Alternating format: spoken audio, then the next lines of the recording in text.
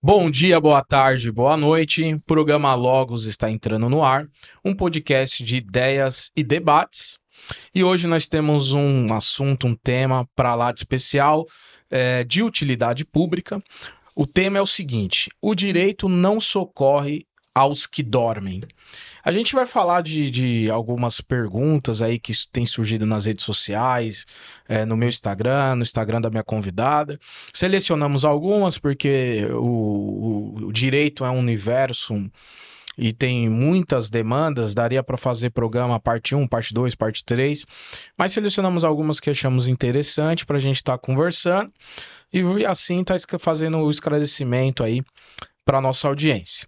É, eu vou estar apresentando aqui, eu estou no programa com a doutora Carol, minha amiga de longa data, e ela tem militado aí na área jurídica, é, em várias áreas, e a gente vai fazer um bate-papo. Eu também sou operador do direito, então vai dar bom, vai ser interessante o programa de hoje.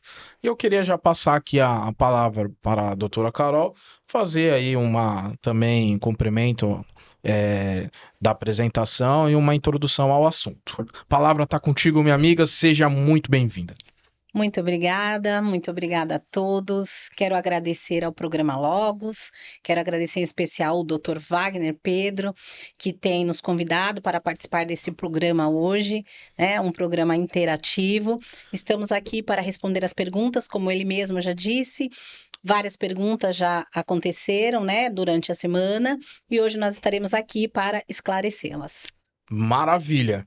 É, Doutora, vamos fazer o seguinte. Vamos. É, Como a gente está entre amigos aqui, aí eu te chamo de Carol, você me chama de Wagner, e já foram feitas as devidas apresentações, né? E bora lá então, qual que é uma pergunta aí das que foram selecionadas pelo nosso público? Certo.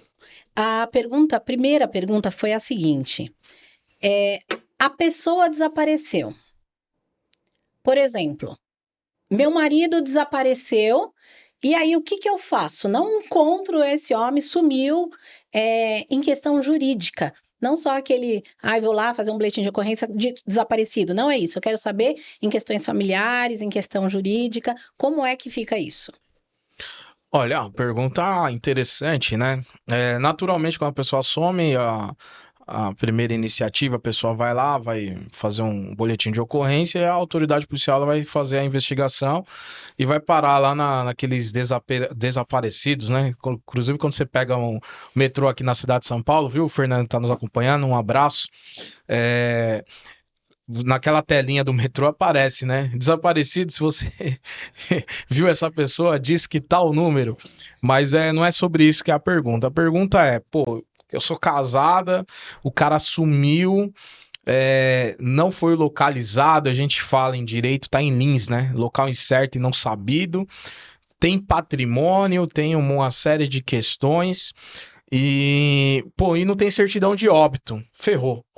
E agora, não tem certidão de óbito. O que fazer num caso desse?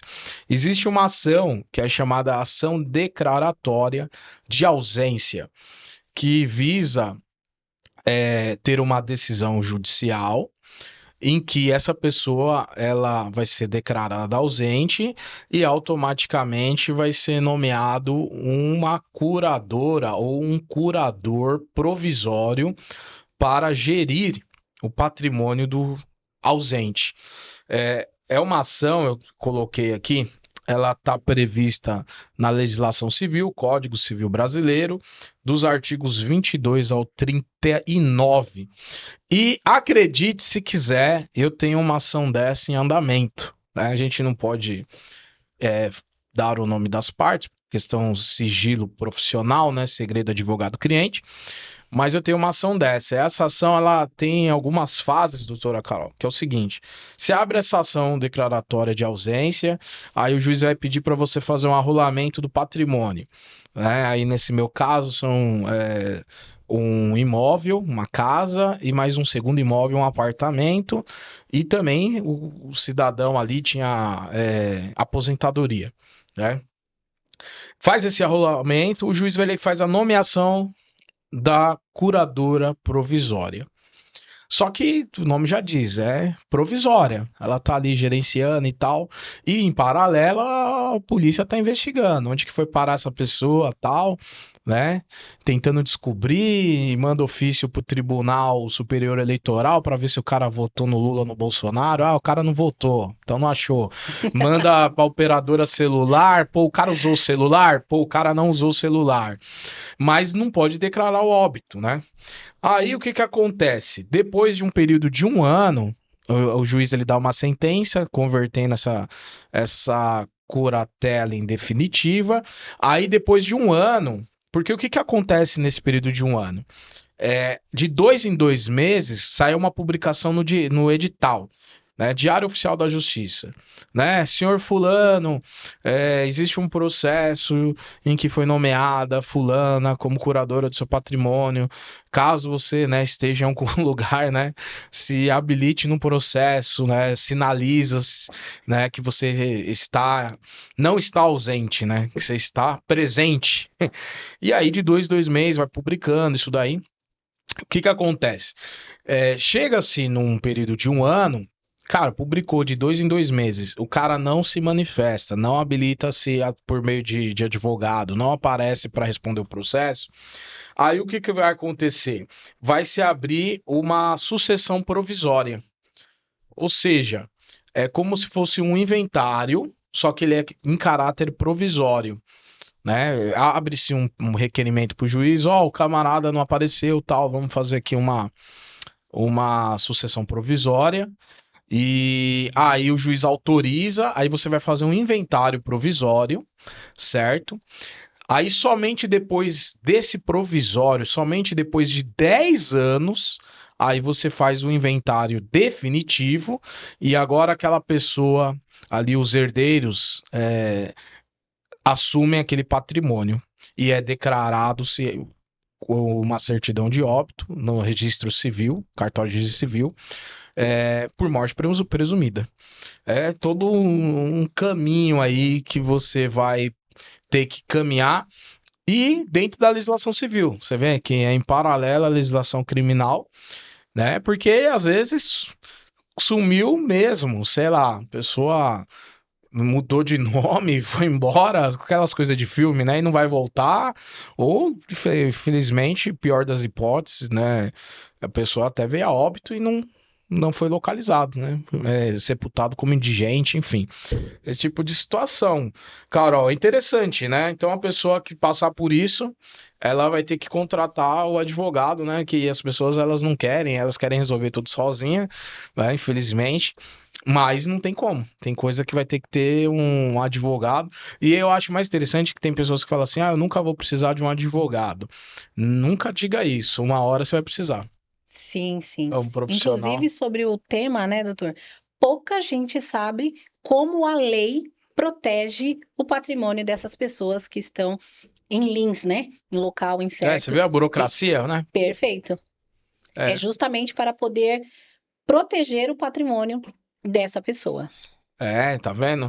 E outra, e também dá tempo da polícia investigar, né? Sim. Porque vai que sei lá, foi o cônjuge que deu sumiço, né? Pois é. Vai saber, né? Hoje Aí em dá dia, tempo das autoridades investigar e, enfim, hoje em dia não dá pra se duvidar de de nada, né? nada. Exatamente. Mas vamos lá, o que mais nós temos aí? Segunda pergunta. Morar muitos anos em um imóvel pode transformar alguém em proprietário? É uma boa pergunta, né? É, a gente tem o Instituto do Uso Capião, né? O que que acontece? Por meio de uso capião, uma situação como essa pode transformar alguém em proprietário. E eu queria até polemizar. É, inquilino pode conseguir uso capião, né?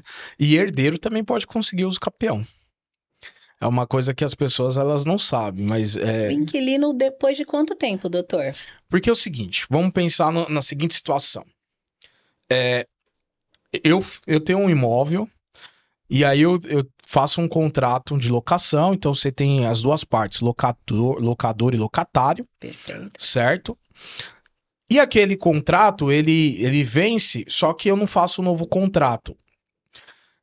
Teoricamente, a gente fala que ele é renovado tacitamente, no silêncio, né? Porque o cara continua me pagando e eu continuo recebendo.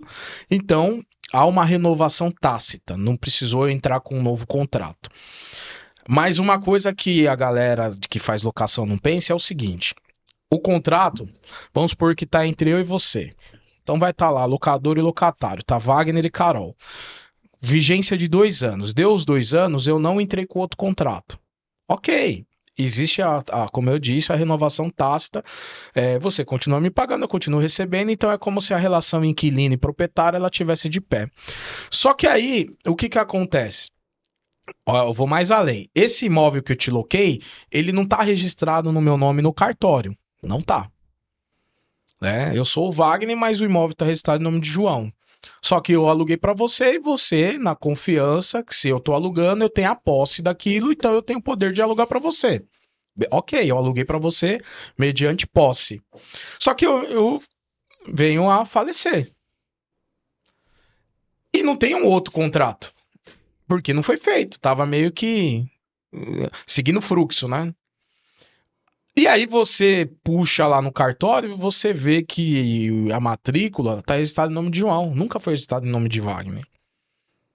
Beleza. Aí o meu sucessor, ou a minha sucessora, vem até você e fala, ó, a gente tem que assinar um novo contrato aí, enfim. Só que não faz nenhuma notificação formal, nem nada disso. E você fala, meu, não vou assinar nada. Você é o João? Não, não sou, então eu não vou assinar nada. E ali eu deixo pra lá aquilo ali.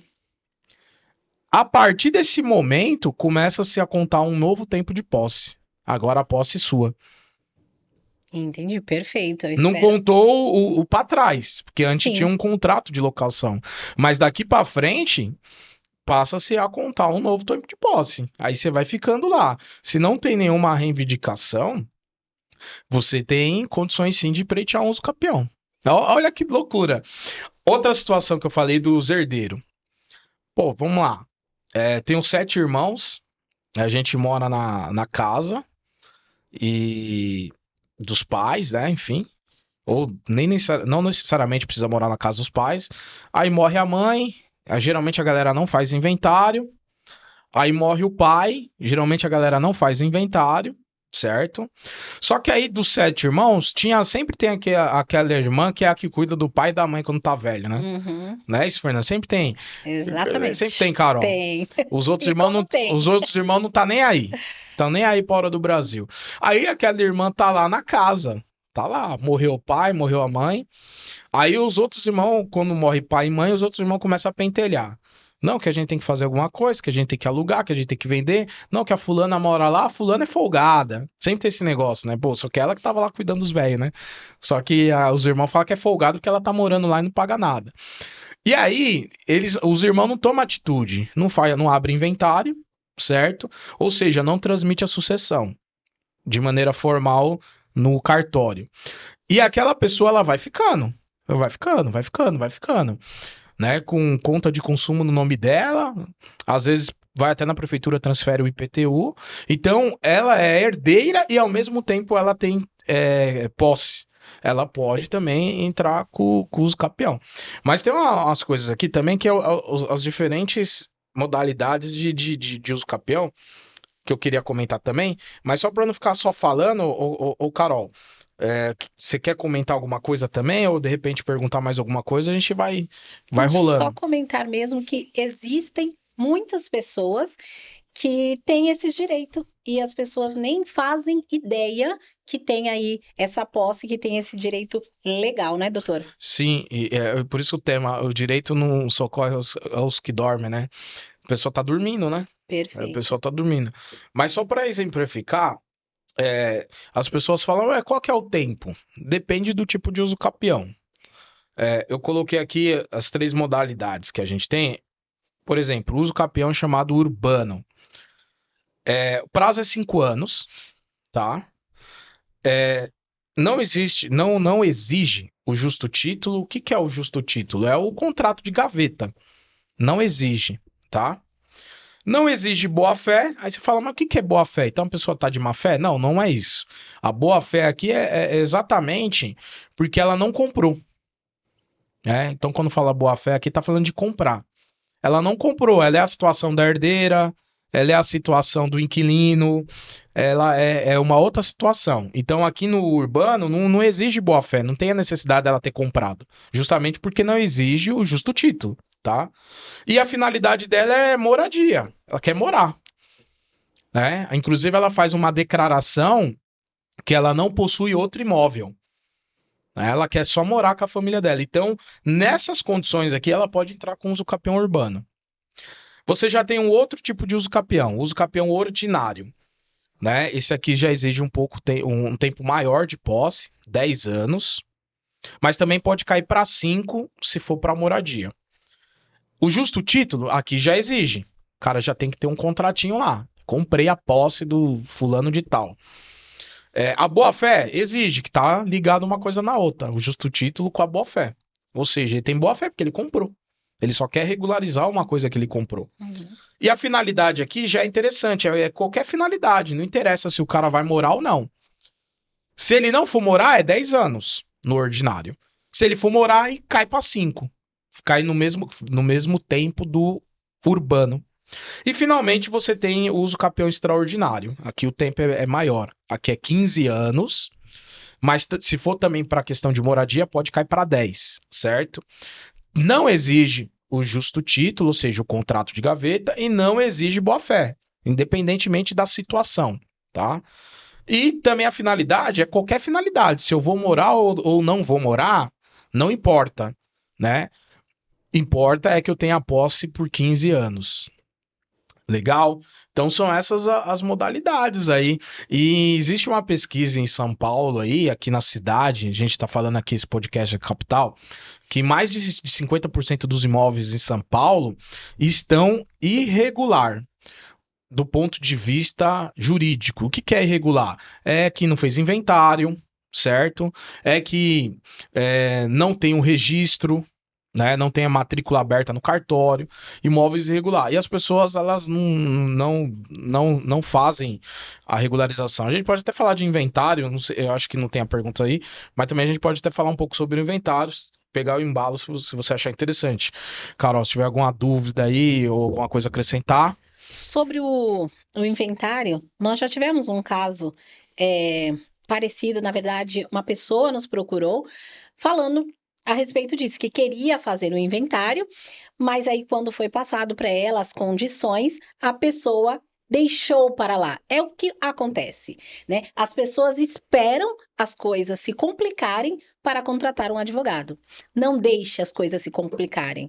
Contrate um advogado enquanto há tempo e as coisas ainda estão fáceis juridicamente de serem resolvidas. É uma boa colocação, doutora. O que acontece? Eu peguei um caso que infelizmente não deu para dar continuidade. A moça me procurou e tal, e falou assim: ó, quero fazer o inventário lá da casa, meu pai é falecido.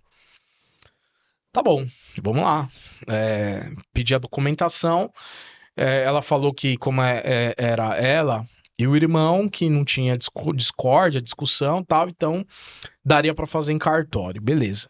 Quando eu mandei uma papelada, o que aconteceu? Aquele imóvel estava no nome dos avós. E aí, primeiro morreu o avô, depois morreu a avó, e depois que morreu o pai.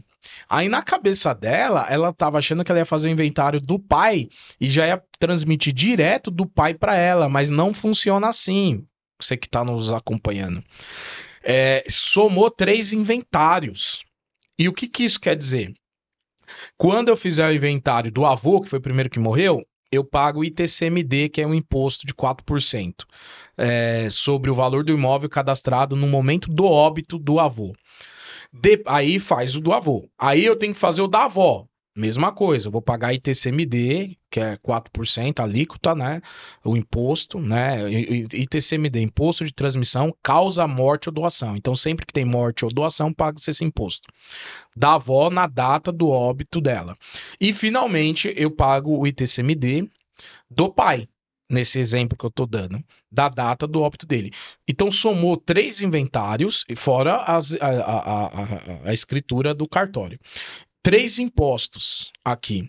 Só que o que acontece? Aqui a lei diz que é 60 dias para recolher o imposto. Se não recolhe o imposto em 60 dias, você tem uma multa de 10% e mais juros ao mês.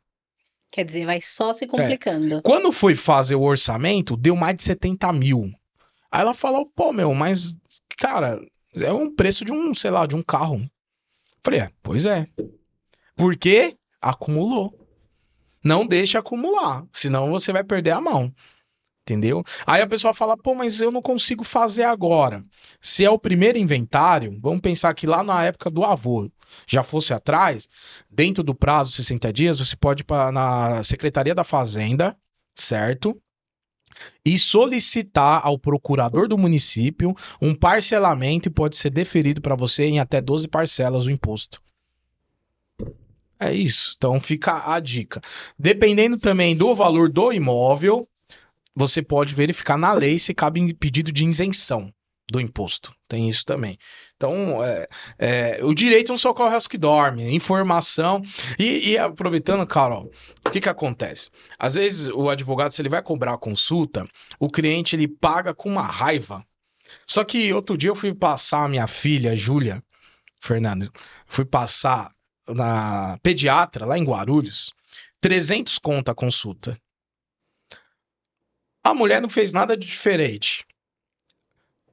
Vai lá, deita na maca, escuta o pulmãozinho, pega aquele palito de sorvete lá, vê como é que tá a gargantinha, vê o peso, mede o tamanho, vai lá, pega, pai, a dieta para sua filha, que já tá pronta, impressa, ela te dá.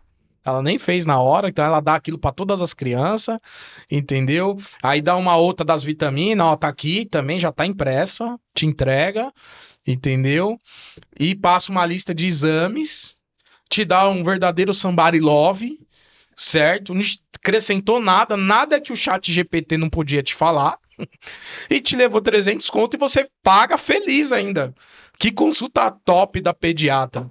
Agora o advogado ele tá te dando uma dica, que ele vai ajudar você a não ter prejuízo, ou seja, então você tá tendo ganho. Porque uma das formas de ter ganho é não ter prejuízo. Perfeito. Né? E o cara paga com uma raiva a consulta. Então fica essa dica para você. O advogado é imprescindível para tua vida. Ele vai fazer você economizar dinheiro, entendeu?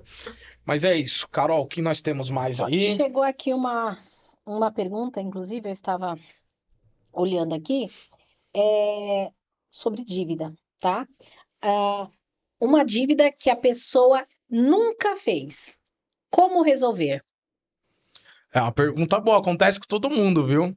De vez em quando aparece cobranças aí que você fala, meu, não tenho nem vínculo. Primeiro a gente tem que fazer, é sempre bom fazer uma pesquisa Serasa, SCPC, 10 cartórios e banco. Né? E hoje você tem lugar que faz essas pesquisas integradas aí, tem até Lan House. O cara te cobra R$ 50, aí você faz um levantamento para ver tudo, como é que tá a sua vida financeira, ver o score e ver o que tem lá de apontamentos, né, nos órgãos de proteção ao crédito.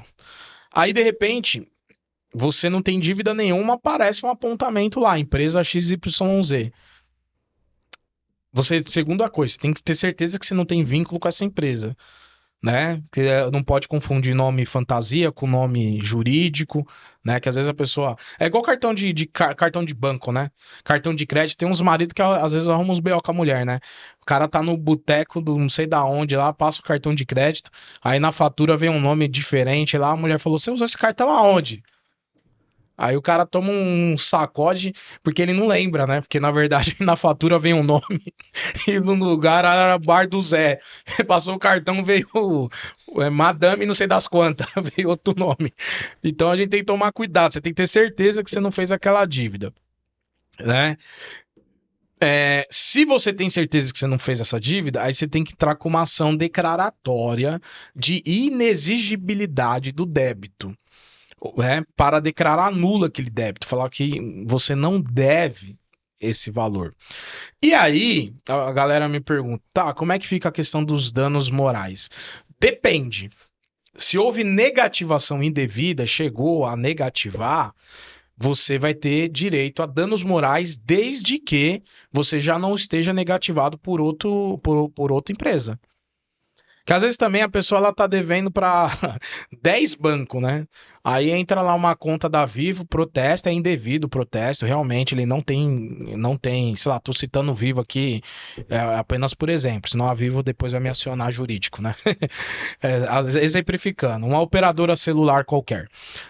Aí protesta ele indevidamente, ele entra com ação contra essa empresa, pedindo danos morais, se apoiando que o nome dele foi incluído nos órgãos de proteção ao crédito. Porém, o cara já tem mais umas 10 lá de outras empresas. Aí o juiz não vai dar, né?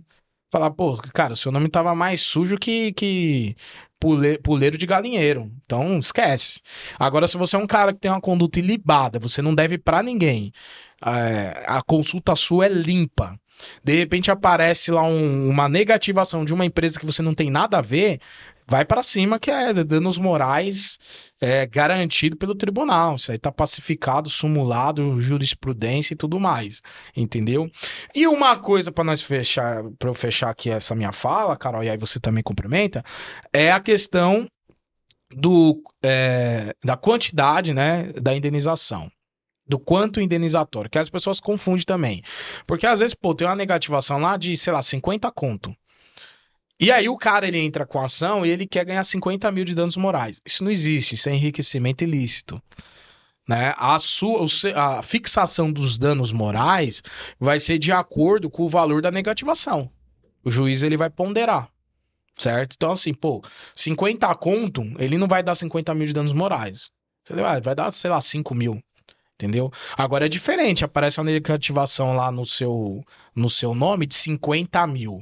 Aí você pode pedir pelo menos o dobro, né? Entendeu? Tudo é proporção, né? É uma questão métrica, né? Mas é mais ou menos por aí. E aí, contrate um advogado. Aí eu queria desmistificar, Coral, aproveitar. A galera vai lá no Juizado Especial Cível, né? Pequenas causas, que você tem a Lei 9.099 de 95, que diz que causas até 20 salários mínimos você pode abrir a ação sem advogado. Deixa eu te contar uma história. Eu cansei de ser contratado em casos desse, porque o que vai acontecer? Você vai abrir ação no fórum, e aí, sem advogado, você é o bambambam, você é o esperto, né? Você não quer pagar advogado. E vai, e no final das contas a empresa vai ser condenada, porque realmente você não fez a dívida. Tá? Então a empresa vai ser responsabilizada, vai ser uma sentença de primeira instância. Só que olha que interessante, às vezes o juiz ele bota lá 10 mil a condenação. Mesmo a empresa estando errada, ela vai recorrer. Que ela vai pedir para a segunda instância para diminuir. E para recorrer... Aí você tem que fazer uma contraminuta, porque o cara entrou com umas razões lá, com recurso. E você vai deixar em branco, correndo o risco do cara diminuir a sua indenização. Aí você vai voltar no JEC. Ou então eles recorreram. Na verdade, o Jack manda até uma cartinha na sua casa, né?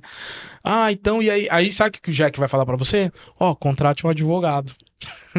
Porque o Jack, ele não vai fazer isso por Vai você, fazer isso por muito você. menos você não conseguirá fazer, porque não tem habilidade jurídica para fazer isso. Então, contrate um advogado do começo. Do começo. Contrate do começo. Já fica melhor. Pense lá na frente, né, doutor? É isso que eu falo, Porque entendeu? você adiantou metade do trabalho do advogado. Quer dizer, você só trabalhou para o advogado. E eu cobro o mesmo valor. Da mesma forma. Cobro o mesmo Então, valor. Contrate um advogado. É isso. O que mais nós temos aí? Vamos lá. Existe dinheiro deixado do falecido e ninguém consegue resolver. Ninguém consegue retirar esse dinheiro. Pô, essa pergunta é legal, né? Isso acontece direto, né? Que às vezes o cara fala assim, a pessoa morre, ela não tem nada. Sempre tem alguma coisa. Ela pode não ter um terreno, uma casa, um apartamento, às vezes não tem um carro nem uma moto. Mas sempre tem um troquinho no banco, né? Sempre tem um dinheirinho no banco. Aí o que acontece? Morreu, a Receita Federal vai colocar lá CPF cancelado. A partir do momento que a Receita colocar lá CPF cancelado, é informado o Banco Central.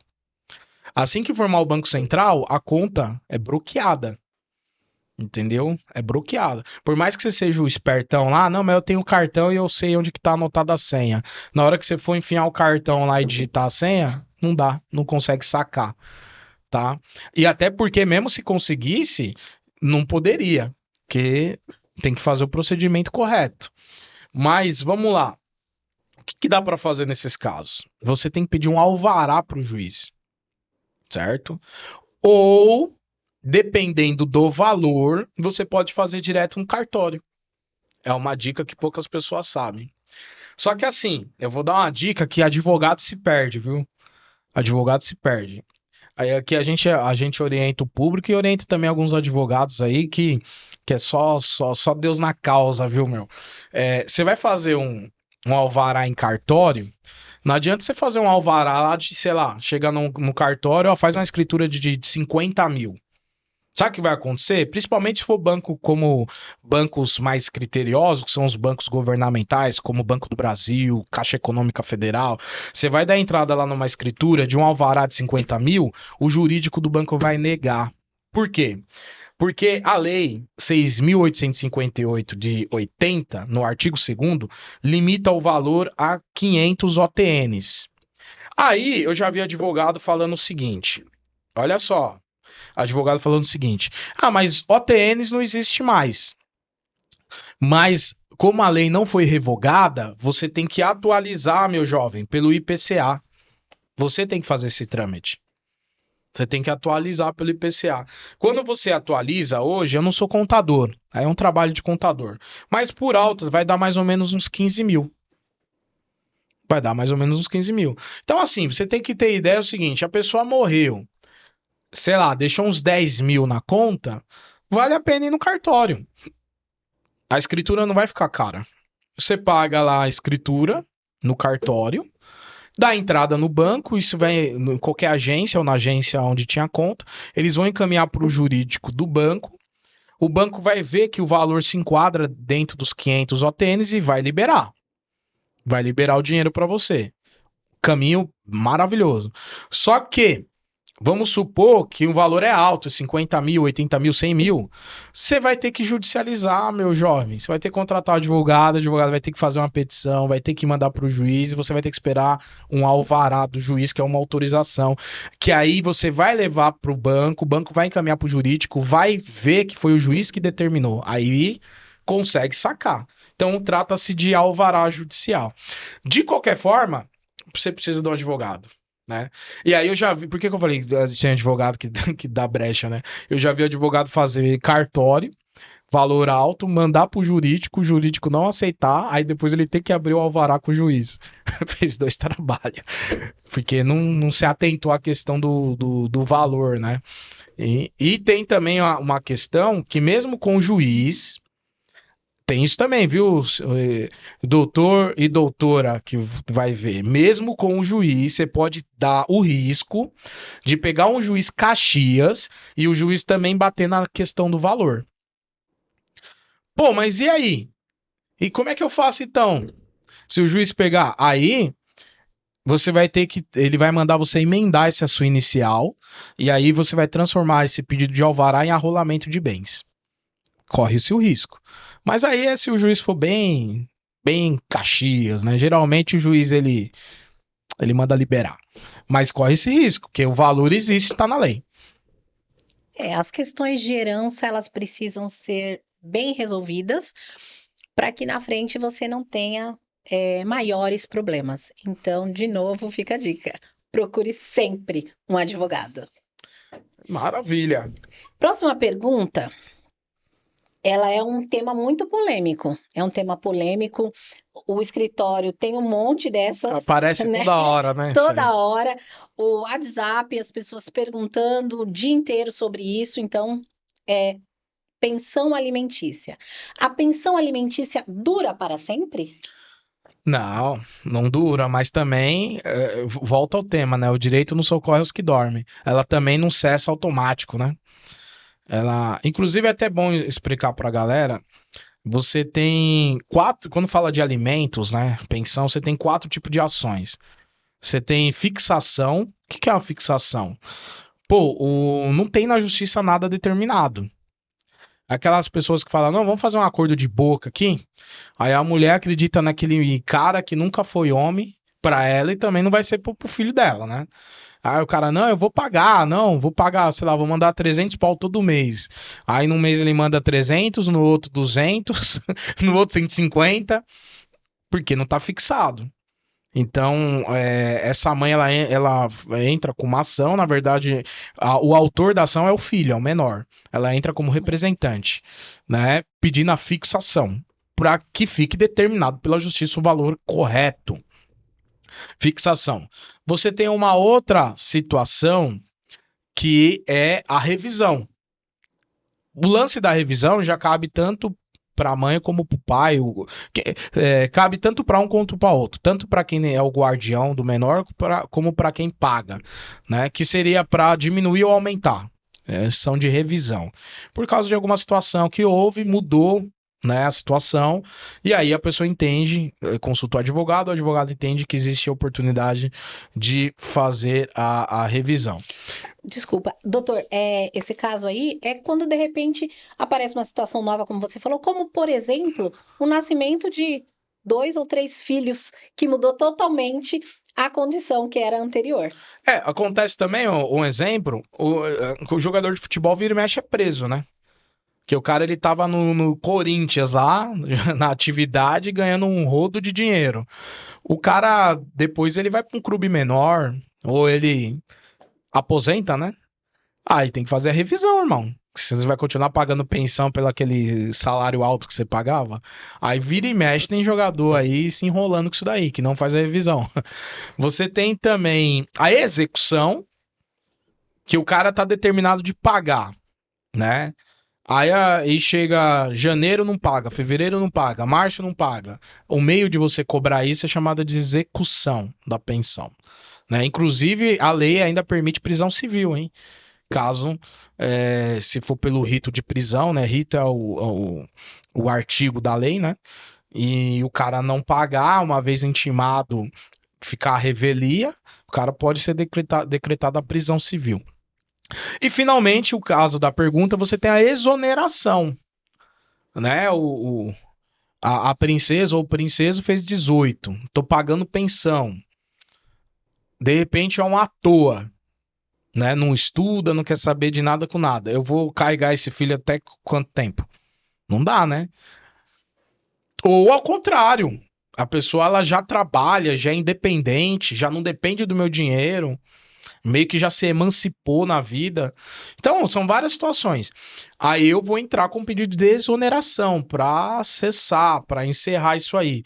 Por outro lado, o filho intimado, ele tem direito de defesa. Se ele comprovar lá, pô, eu tô iniciando a universidade privada, particular, paga, ou eu tô iniciando, sei lá, um curso técnico, né, Senai, Senac, o juiz pode prorrogar isso aí. Agora, evidentemente, né? A gente tá falando de universidade paga, né? Que aí o cara vai lá e mete tô estudando na USP. Pô, irmão, a USP é pública. Então, tudo tem que ser analisado. Mas o direito não socorre os que dormem, que a pessoa ela acha que, não, fez 18, eu parei de pagar. Meu irmão, você vai tomar uma execução. Já vi isso acontecer. O cara fez 18 lá e simplesmente o pai, não vou pagar mais, já tá com 18. Não é automático. Você vai ter que contratar um advogado e acionar na justiça esse encerramento do pagamento. Importante falar também que, às vezes, a ex-cônjuge recebe a pensão. E aí ela tem o direito até que ela se reorganize financeiramente. E aí isso vai ser analisado caso a caso, né? Essa pensão, ela é temporária, justamente até que essa pessoa consiga se reorganizar financeiramente. Tem umas coisas que é assim, pagamento de pensão para ex-cônjuge, às vezes rola muito em acordo, né? O cara tá separando lá, enfim. Aí ele meio que quer dar um reconhecimento pra mulher, enfim, a mulher era doméstica, aquela coisa toda. Aí ele coloca lá, faz um acordo que ele vai pagar a pensão pra ela.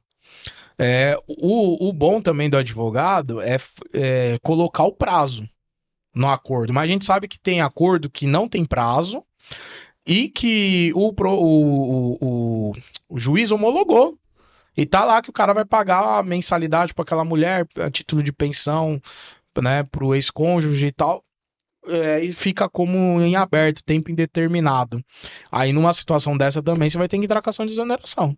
A hora que você entender que a mulher já, às vezes a mulher já tá até já com o namorado, ou já começou a trabalhar, ou já, enfim. Aí você vai ter que entrar com uma exoneração. Isso acontece, né? Não é usual, mas acontece a depender de como que foi feita essa minuta desse acordo aí. Cada caso é um caso, né, doutor? E É. as pessoas precisam aprender, como a gente está falando sobre o direito não socorrer aos que dormem, as pessoas precisam aprender a não só ir pelo que a internet fala, porque hoje em dia as pessoas vão muito pelo que a internet fala, ou então ainda, porque com a minha vizinha foi assim, porque cada caso é um caso e deve ser analisado juridicamente. Uma coisa também, a gente pode até comentar, hoje a galera ela gosta de ir nas inteligências artificiais, né? Você tem DeepSeek, ChatGPT, você tem, sei lá, da OpenAI, da Google, lá esqueci também o nome. É, e eu provei uma vez que eles dão informação errada. Eu escrevi no ChatGPT uma. Eu dei um somebody love na inteligência artificial. Eu falei uma coisa que não existe. E ele validou. Não, é isso mesmo e tal, e foi na minha onda. E foi indo embora na minha onda, na minha onda. Aí depois eu printei e coloquei nas minhas redes sociais, no meu status do WhatsApp, story do Instagram, que aí depois eu coloquei assim, olha, essa lei não existe, eu inventei. Por que que você foi na minha pilha, né? Por que que você me incentivou a ir com uma coisa que não existe? Aí o próprio ChatGPT falou assim, não, porque a gente tá interligado globalmente, então a gente busca no banco de dados do mundo inteiro e também a gente não sabe discernir legislação que caducou, que foi revogada, ou seja, legislação antigas para atualizações e também tem atualizações que a lei atualizou, mas aqui a nossa base de dados não atualizou ainda. Ou seja, o que a inteligência artificial estava me dizendo? Ela não é confiável para a questão de consulta de leis. Principalmente porque assim, você tem que entender, de um lado você tem uma inteligência artificial, só que você tem que ter do outro lado uma inteligência natural. O que quer dizer isso? Se é um burro falando com o chat GPT, as respostas vai ser tão burra quanto. Desculpa um termo pesado, mas não adianta. Então, assim, se você não é qualificado, a inteligência artificial não vai te ajudar, ela só vai piorar a sua situação. E aí, quando o cliente fala para mim, eu vi no chat GPT, a questão é, mas qual foi o prompt que você deu? Qual foi a pergunta que você partiu? O que você disse para a inteligência? Porque se a pergunta foi errada, a resposta vai ser errada. Então, não, a inteligência artificial não substitui o profissional. É isso. É isso aí, quase um desabafo. Não substitui. O que mais nós Doutor, temos? vamos lá. Dirigir sem habilitação é crime? É crime, está regulado artigo 309 do Código de Trânsito Brasileiro. É uma coisa que muita gente faz e você pode responder criminalmente. Olha isso, a pessoa não tem a dimensão que ela pode responder criminalmente. Dirigir veículo automotor em via pública sem a devida permissão para dirigir ou habilitação, ou ainda se cassado o direito de dirigir, gerando perigo de dano. Pena de detenção de 6 meses a 1 ano ou multa. Aí o que tem aqui é. Vai ter uma privativa de liberdade? Geralmente não acontece porque você usa os benefícios do acordo que tem lá na Lei 9.099 de 95, que daqui a pouco a gente fala um pouco mais aprofundado. Inclusive tem uma outra que vai no mesmo sentido, né? Uma Sim. outra Uma outra pergunta sobre isso. sobre entregar veículo à pessoa não habilitada. Uma é dirigir sem habilitação e a outra é entregar veículo à pessoa não habilitada. Também é crime. Um é o artigo 309, Código de Trânsito Brasileiro, e o outro artigo 310, Código de Trânsito Brasileiro. Permitir, confiar ou entregar a direção do veículo automotor à pessoa não habilitada. Mesma penalização, pena de detenção de 6 meses a 1 ano ou multa. Então, cuidado. A gente fala assim, nunca vou ser um criminoso, né? Bom, numa bobagem de trânsito, você pode ser enquadrado como crime. Entendeu? O que mais nós temos aí? Então, aqui temos: existe situação criminal que pode terminar em acordo? Existe muitas, né? Essas duas que a gente comentou, artigo 309 e 310 do Código de Trânsito Brasileiro, ela é uma das que se enquadra, né? É chamada de IMPO, né? O que é um IMPO? É uma infração de menor potencial ofensivo. Na gíria, né, do dia a dia, né, o advogado fala de crime anão, né? É um crime anão, são pequenas causas criminais, né? E abrange vários crimes, a lista é enorme de crimes, mas esses acordos têm as suas modalidades, tem vários tipos de acordo, não tem só um. Eu até coloquei aqui, na Lei 9.099 de 95, você tem dois tipos. Um é chamado de transação penal, que é o mais comum, né, artigo 76. Para se enquadrar nesse acordo, o que vai precisar? A pena máxima ela tem que ser igual ou inferior a 2 anos. Então, você percebe que encaixa perfeitamente aqui nos crimes de trânsito, que são o crime de detenção de 6 meses a 1 ano, já se enquadra. Né? Porque aqui na transação penal é pena máxima igual ou inferior a 2 anos. Réu primário de bons antecedentes e não ter sido beneficiado nos últimos 5 anos de uma transação penal. Ou seja, o cara também não pode abusar, né? Em menos de 5 anos o cara fazer 2 cagadinhas, né? Não dá, né? Isso é transação penal. Mas você tem também o artigo 89 da mesma lei 9.099, que é chamado de suspensão. Suspensão do processo, tá? Mesma situação, pena mínima inferior a 1 ano, ou seja, a transação é inferior a 2. A suspensão é inferior a 1. Não pode estar sendo processado por outro crime, tá? E presente os requisitos que está no artigo 77, que é a mesma lógica, né? Bons antecedentes, etc. Inclusive, aí é pergunta de OAB, né? A galera pergunta qual a diferença de suspensão do processo e suspensão da pena, né? Que um é artigo 77 e o outro é artigo 89. Tá? Só que um é artigo 89 da Lei 9.099 e o outro é artigo 77 do Código Penal. Não são, um é legislação especial, o outro é Codex, né? Para resumir para você, o artigo 89, que é o que eu falei da Lei 9.099, ele suspende o processo. Já o artigo 77, que é o do Código Penal, suspende a pena. Ah, eu não entendi. Um suspende antes de ter condenação. O outro só suspende depois da condenação. Então, um suspende o processo e o outro suspende a pena. E, finalmente, a última modalidade que teve, né, e aí você bolsonarista, que o Bolsonaro disse que ia endurecer a legislação, né? Na verdade, na época que o Sérgio Moro foi ministro da Justiça, ele, através disso, aprovou o pacote anticrimes, né? Só que o pacote anticrimes, ele meio que ajudou o crime, né? Porque aí veio o que é chamado de ANPC, que é o Acordo de Não Persecução Criminal, que foi feito a modificação no Código de Processo Penal, incluindo o artigo 28A. Esse acordo é massa para o advogado manipular e trabalhar, certo? Por quê? Nos dois anteriores, na suspensão, tem que ser pena até 1 ano, certo? Na transação penal, pena até 2 anos. No ANPC, são penas de até 4 anos. Ou seja, abrangeu muito mais, pô. Perfeito. Abrangeu muito penas mais. Inferiores a 4 anos. Já abrange muita coisa. A ANPP é a ação de não persecução penal, certo? E um dos requisitos para ter direito a esse benefício, né? Porque é um grande benefício. É o quê? É o indivíduo assumir. Confissão do acusado. Tem que confessar que fez. Esse é um dos benefícios. O acusado precisa confessar o crime, precisa também de outros requisitos, como, por exemplo... Primário de bons antecedentes. Não ter antecedentes criminais, né? E pode continuar, doutora. Não, e é isso. Aí só tem algumas questões interessantes. Tem que ser crime sem violência ou grave ameaça, o crime não ter sido praticado contra a mulher por razões da condição de sexo feminino, não ter sido beneficiado nos últimos 5 anos por transação penal, acordo de não persecução criminal ou suspensão condicional do processo. Aí você já enquadra aqui.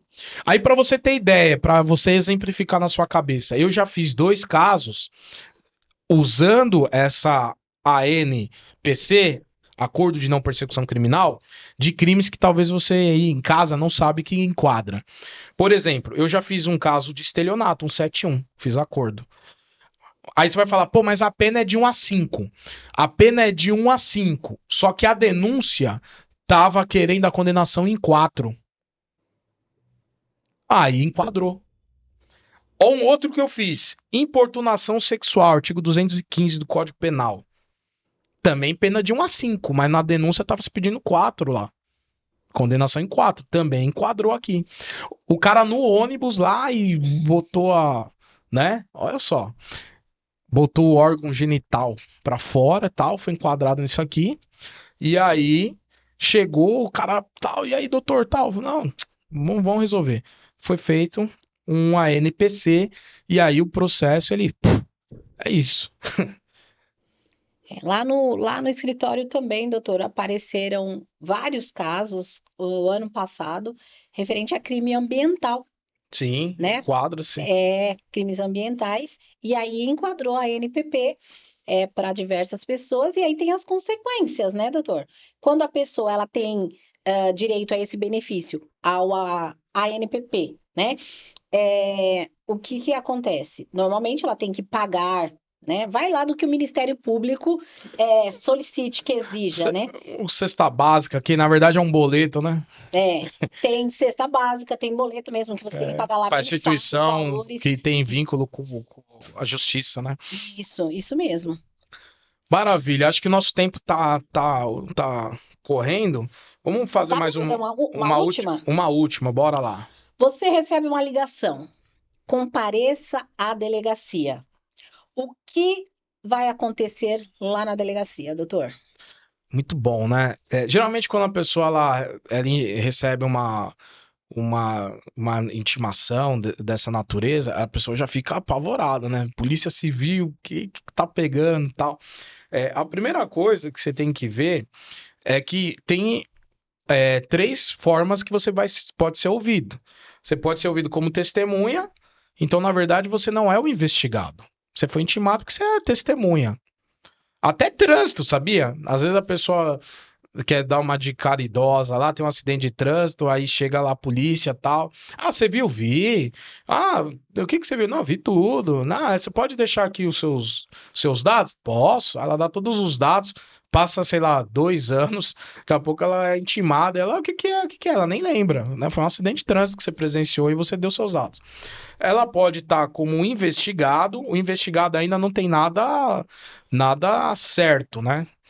E pode ser indiciado, ou seja, ela já é apontada como ré, né?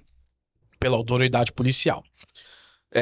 Subtende-se que tem um IP, um inquérito policial, e você é intimado. O que você tem que fazer? Não vá sozinho. Contrate um advogado. Aí eu vou te explicar por quê. Se você contratar um advogado, o advogado ele tem como ir antes na delegacia, ele vai ter acesso ao inquérito policial, ele vai ver do que se trata, ele vai te chamar no escritório, ele já vai simular com você como é que vai ser a condução das perguntas, e ele vai te acompanhar no dia e você vai estar muito preparado para responder as perguntas, porque essas perguntas vão ser redigidas a termos, vai ser incluída no inquérito policial, e caso vire uma ação penal, aquelas perguntas da forma com que ela já foi direcionada já vai auxiliar para a elaboração da sua defesa. Porque aí, dependendo do que você fala para a autoridade policial, aí depois lá na frente você vai querer mudar, vai ficar complicado. A importância do advogado.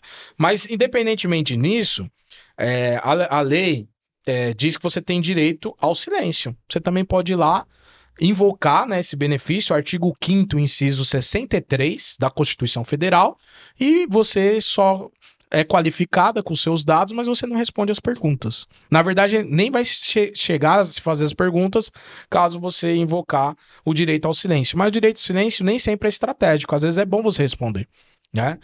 E o mais importante, artigo 133 da Carta Magna, né, da nossa Constituição Federal. Você tem direito a um advogado, né? E contrate um e vai ser muito bom. Doutora, faça suas considerações finais e deixe seus contatos, suas redes sociais. Sobre essa última pergunta, ter a orientação jurídica, ela pode mudar completamente a condução do caso. Então, contrate um advogado. Muito bem. Faça suas considerações finais e deixe seus contatos, suas redes Eu sociais. espero que vocês tenham entendido muita coisa. Se ficaram com dúvida, pode nos procurar também. Estamos abertos, né? O meu Instagram ele está funcionando, inclusive vou deixar, desculpa, o meu WhatsApp está funcionando. Vou deixar o número do WhatsApp, porque estamos com problema, doutor, na rede do Instagram, tá? Mas pode nos chamar pelo WhatsApp, o telefone é o 947535841. Funciona também como telefone, tá bom? Quero já agradecer ao programa Logos. Eu espero que você não seja uma pessoa que esteja dormindo e deixando o seu direito passar.